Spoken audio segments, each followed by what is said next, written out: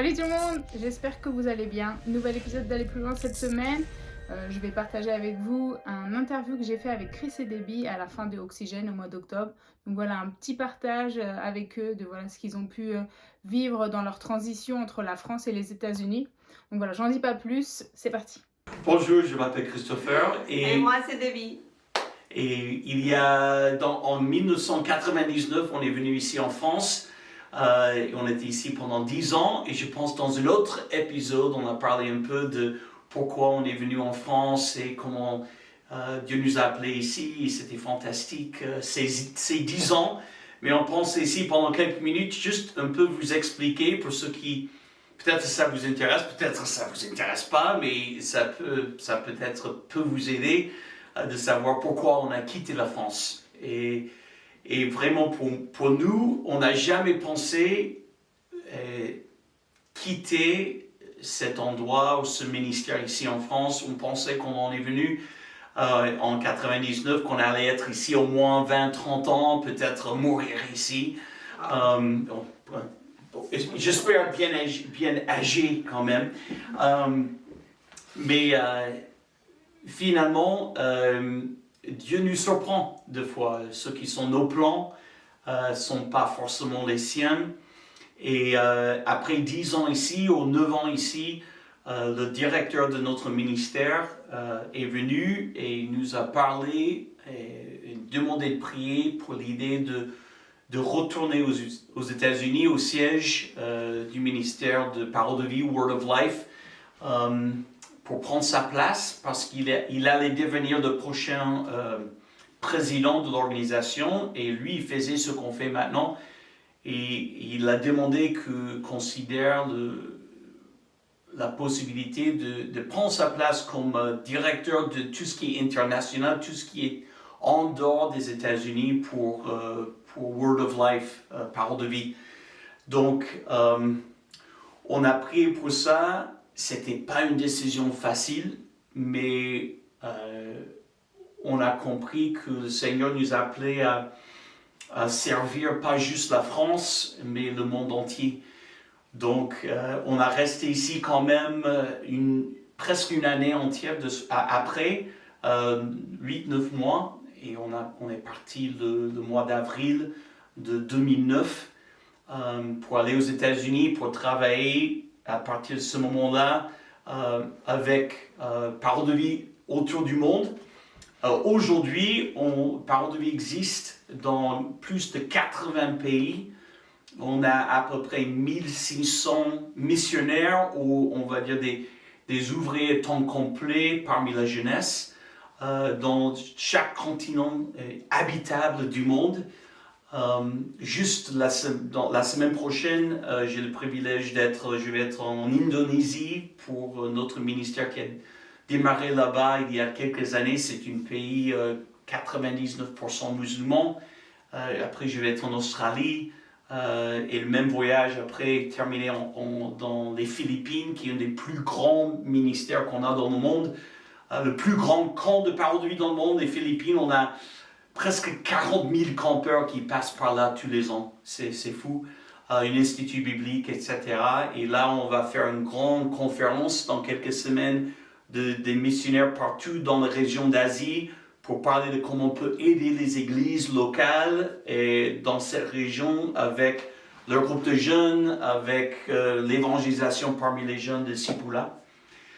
Donc pour moi, c'était tout de suite, je voyais cette vision et d'élargir l'impact de Parole de Vie parmi la jeunesse autour du monde. Maintenant, quittant la France, c'était difficile pour nous deux, mais surtout pour ma femme. Et au moins les premières années, et peut-être elle peut expliquer un peu ça, comment c'était, sans me tuer quand même, mais expliquer un peu ça pour tout le monde et un peu le cheminement que tu as fait. Oui, le cheminement a été assez intéressant pour moi parce que j'ai grandi toujours avec un désir de servir le Seigneur en tant que missionnaire. Et du coup, pour moi, ça a toujours été facile de suivre ce que le Seigneur avait pour nous. parce que ça impliquait toujours laisser quelque chose pour aller ailleurs. Et pour moi, de toute petite, j'avais fait cette promesse au Seigneur que j'allais le suivre, où il allait m'amener. Et puis c'était toujours ces désirs-là, avec ces désirs-là. Et je n'ai jamais imaginé quitter un endroit sans que ça soit clair pour moi, ou que ça soit vraiment avec un but spécifique. Et cette fois-là, ça m'a vraiment pris un peu, ça m'a surpris honnêtement, la fin de ce temps ici en France, d'histoire de quitter la France, quand pour moi je voyais que c'était le début des choses. Il y avait plein de choses à faire, et les camps démarraient, et les églises commençaient à demander un soutien aussi, et je voyais pas trop le besoin de quitter la France pour aller au centre, aux US, et puis rester là-bas, et je voyais pas trop mon rôle à côté de mon mari, c'est-à-dire je suis toujours maman, j'étais toujours sa femme, mais mon appel au Seigneur, il était quoi? Parce que pour moi, mon appel était clair, toujours de toute petite, c'était servir le Seigneur. Et puis je ne voyais pas trop ma place à ce niveau-là. Donc j'ai quitté la France avec beaucoup de douleur et puis beaucoup de confusion, si on peut le dire comme ça, parce que je ne voyais pas trop clair. Et je voyais bien comment Dieu voulait utiliser mon mari, et puis je ne voyais pas trop ma place, et ni non plus un but spécifique. Comment je pouvais être aussi avoir une place à côté de lui en servant le Seigneur ensemble non plus, parce que les enfants étaient toujours à la maison, et puis ils voyageaient, et je ne savais pas trop ce que le Seigneur avait fait. Et je me rappelle qu'un oncle à moi, qui est un oncle qui j'aime beaucoup, c'est un homme qui aime le Seigneur aussi, m'a dit: Debbie, prie au Seigneur qu'il puisse te donner à toi un but spécifique, et il va répondre. Bon, je fais ça, et puis je pense que ça a pris un peu de temps, parce que les premières 2 années de retour aux US, pour moi, étaient très dures. Je veux avouer, j'étais fâchée un peu avec Dieu, un peu avec mon mari, un peu avec notre histoire, de pourquoi j'étais frustrée, pourquoi je suis là. Et c'était un cheminement aussi, un dialogue permanent avec le Seigneur que je fais, de vraiment pouvoir chercher sa face et savoir qu'est-ce qu'il avait pour moi là-dedans. Et en fait, il a été fidèle, parce que des fois, on doit être fidèle aussi dans les moments où il ne répond pas, où on n'entend pas trop sa voix, où on ne sait pas non plus la direction. Fidèle, moi j'appelle ça fidèle dans le milieu de notre histoire, parce qu'on ne sait pas la fin, on ne sait pas le but. Et du coup, il a été fidèle en me montrant ce qu'il voulait pour moi, et puis j'ai pu continuer mes études pour me former en psychologie, et puis aussi un format de suivi auprès des personnes, en relation d'aide auprès des personnes, parce qu'il y avait un besoin énorme autour du monde pour nos missionnaires, qui sont toujours en train de donner tellement d'eux-mêmes et de leur force et de leur sagesse spirituelle, mais qui s'occupe d'eux en fait, et qui va aller à leur aide quand ils sont toujours en train de servir les autres.